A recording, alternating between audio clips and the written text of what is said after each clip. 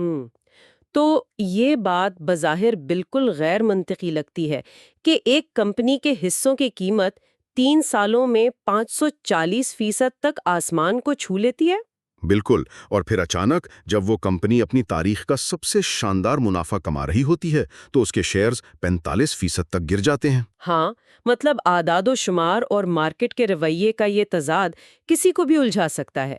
آج کی اس تفصیلی گفتگو میں ہم پاکستان اسٹاک ایکسچینج کی ایک تہلکہ خیز کمپنی سپرنیٹ ٹیکنالوجیز کی بات کر رہے ہیں، جسے مارکیٹ میں STL بھی کہا جاتا ہے۔ اور ہم نے سرمایہ کاروں کے لیے فراہم کردہ دستاویزات اور مالیاتی رپورٹس کو کھنگالا ہے۔ تاکہ اس صورتحال کو سمجھ سکیں۔ بالکل۔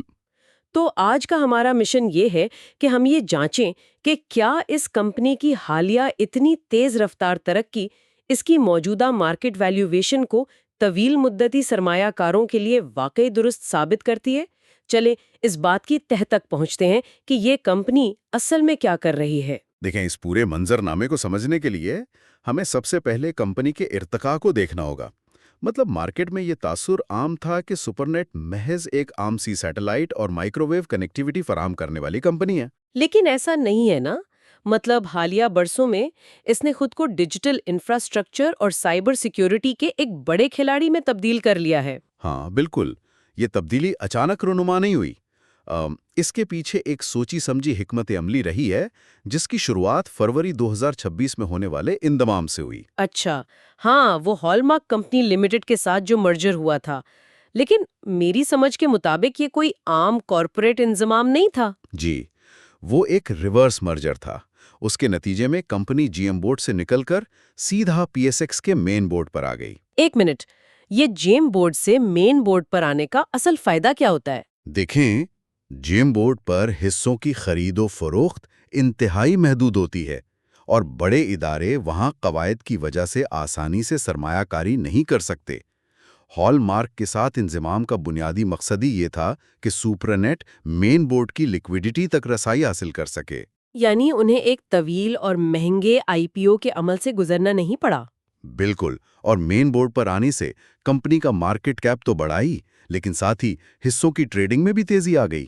صحیح، اور اس کے ساتھ ہی انہوں نے اپنا کاروباری ڈھانچہ بھی بدل لیا۔ اب یہ محض کنیکٹیویٹی نہیں دے رہے، بلکہ ایک طرح کی ون سٹاپ شاپ بن چکے ہیں۔ ہاں، ڈیٹا کنیکٹیویٹی سے لے کر سائبر سیکیورٹی اور IoT تک سب کچھ ایک ہی چھت کے نیچے۔ مجھے تو یہ بالکل ایسا لگتا ہے جیسے کوئی ٹھیکیدار پہلے صرف عمارت میں اینٹیں لگانے کا کام کرتا تھا، لیکن اب اس نے پورا اسمارٹ سٹی ڈیزائن کرنے اور اس پورے نظام کو برسوں تک چلانے کا ٹھیکہ لے لیا ہے۔ واو، یہ اسمارٹ سٹی والی مثال اس حکمت عملی کو بہت اچھے سے واضح کرتی ہے۔ یہاں سب سے دلچسپ بات یہ ہے کہ کمپنی نے جان بوجھ کر شروعات میں ایسے پروجیکٹس لیے جن میں منافع بہت کم تھا یا بالکل نہیں تھا۔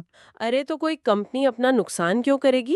اسے کاروباری دنیا میں لاس لیڈرز کہا جاتا ہے۔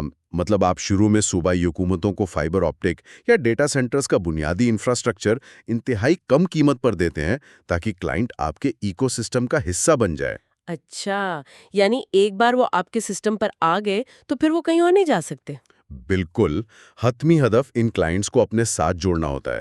جب آپ بنیادی انفراسٹرکچر بناتے ہیں تو اس کو چلانے اور سائبر سیکیورٹی کا کام بھی قدرتی طور پر آپ ہی کے پاس آتا ہے۔ اور یہ سروسز تو ریکرنگ ہوتی ہیں نا؟ مطلب کلائنٹ ہر مہینے یا ہر سال اس کا بل ادا کرتا ہے؟ ہاں، انفراسٹرکچر کا سامان ایک بار بکتا ہے، لیکن یہ کلاؤڈ اور سیکیورٹی کی سبسکرپشن سالوں چلتی ہیں، اور ان میں منافع کا مارجن بھی بہت زیادہ ہوتا ہے۔ زبردست۔ تو چلیں اب اس ساری حکمت عملی کو ذرا پیسوں کے حساب سے پرکھتے ہیں۔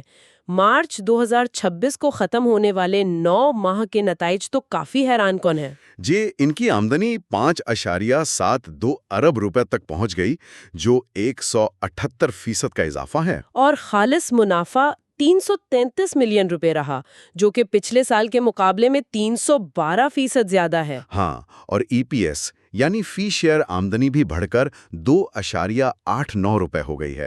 اس کے علاوہ مالیاتی اخراجات میں 55% کمی آئی ہے۔ صحیح، یہ اعداد و شمار تو کاغذ پر بہت شاندار لگتے ہیں، لیکن مجھے ایک بات سمجھ نہیں آ رہی۔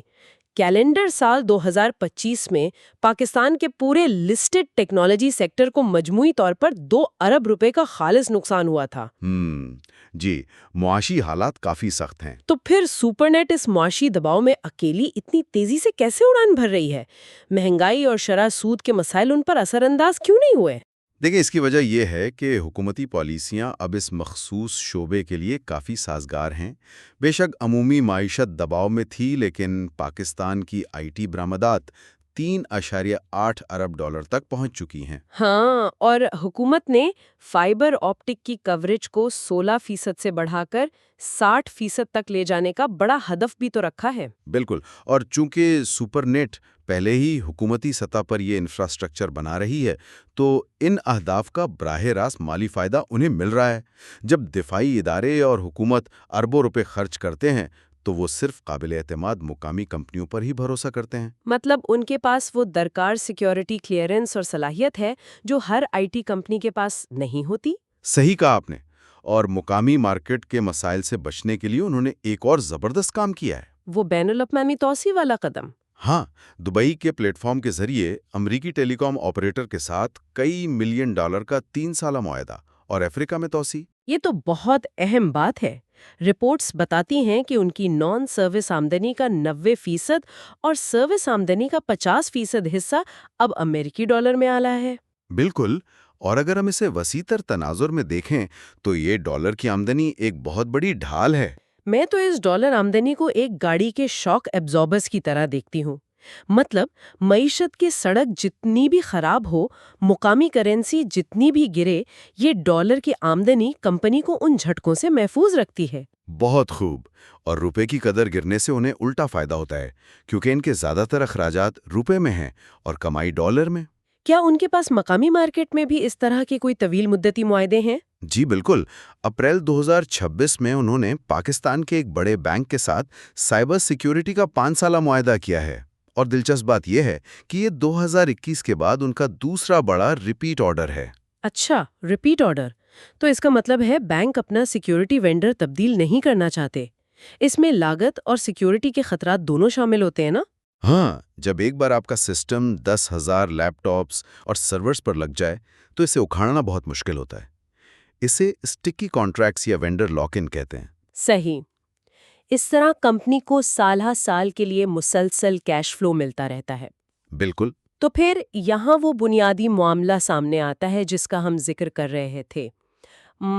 अगर कंपनी इतनी ही मजबूत है, मुनाफा बख्श है, डॉलर आ रहे हैं, तो इसके शेयर्स की कीमत में इतनी शदीद गिरावट और उतार चढ़ाव क्यों है? ये वाकई एक अहम सवाल है मार्केट की नफ्सियात को समझने के लिए। मतलब एक साल में कीमत 55 रुपए से 186 रुपए तक गई और फिर बेहतरीन कमाई के बावजूद हालिया महीनों में 45% गिर चुकी है। हाँ, और जब हम मौजूदा कीमत को देखते हैं, जो तकरीबन 61 रुपए है। जी, 61 रुपए के करीब है, लेकिन उनके डिस्काउंटेड कैश फ्लो या डीसीएफ मॉडल के मुताबिक इसकी असल फेयर वैल्यू सिर्फ 26 रुपए बनती है। और इसका पी तनासब भी 22.5 गुना है, जो कि बहुत ज्यादा है।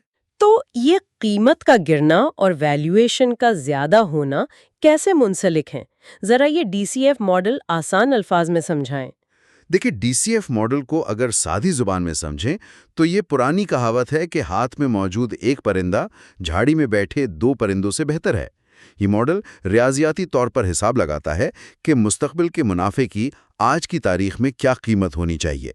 यानी कंपनी अगले 10 साल में जो पैसा कमाएगी उसे आज के हिसाब से देखें तो एक शेयर की मालियत 26 रुपए से ज्यादा नहीं बनती। बिल्कुल, लेकिन मार्केट में ये 60 रुपए से ऊपर बिक रहा है। सरमाराकार कंपनी के 1 रुपए के मुनाफे के बदले आज 22.5 रुपए देने को तैयार हैं। अरे ये तो ऐसा ही है जैसे किसी मशहूर म्यूजिक बैंड के कॉन्सर्ट का टिकट ब्लैक मार्केट में 3 गुना कीमत पर खरीदा जाए। माना कि बैंड बहुत अच्छा है, लेकिन क्या आपने जज्बात में आकर पैसे बहुत ज्यादा नहीं दे दिए? हाँ, यही वो खतरा है जिसकी निशानदेही हम कर रहे हैं। इसे प्राइस्ड इन होना कहते हैं। मार्केट ने सुपरनेट की कामयाबी और अफ्रीका की तौसी के ख्वाब को वक्त से पहले ही कीमत में शामिल कर लिया था। अच्छा, यानी जब वो 186 पर गया तो लोगों ने मुस्तकबिल की तरक्की के ख्वाब खरीदे थे। बिल्कुल, और जब हकीकत सामने आई कि आलमी तौसी में वक्त लगता है, तो कीमत गिर गई।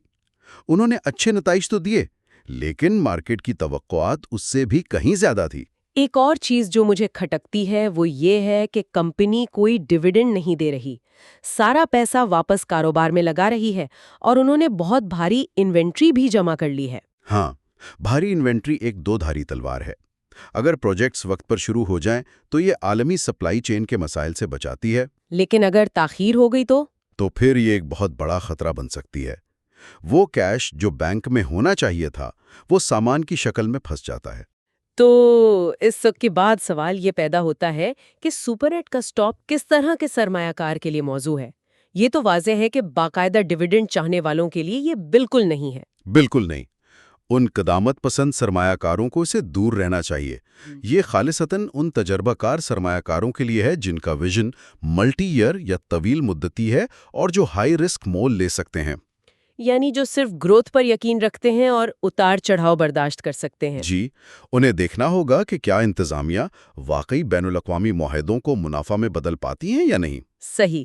اس تمام گفتگو اور تجزیے کے بعد ایک آخری نقطہ جو ہم سب کے لیے غور طلب ہے، کیا افریقہ اور دیگر بین الاقوامی منڈیوں میں سپرنیٹ کی یہ جارحانہ توسیع وہ واحد راستہ ثابت ہوگی جو اس کے حصوں کی موجودہ بلند قیمت اور اس کی حقیقی مالیت کے درمیان موجود اس خلیج کو پاٹ سکے گی؟ یہ واقعی $1 ملین کا سوال ہے۔ یا پھر اتنی تیز رفتاری سے ایک ساتھ کئی خطوں میں پھیلنے کے انتظامی خطرات یا ایگزیکیوشن رسک اس خواب کو حقیقت بننے سے پہلے ہی روک دیں گے؟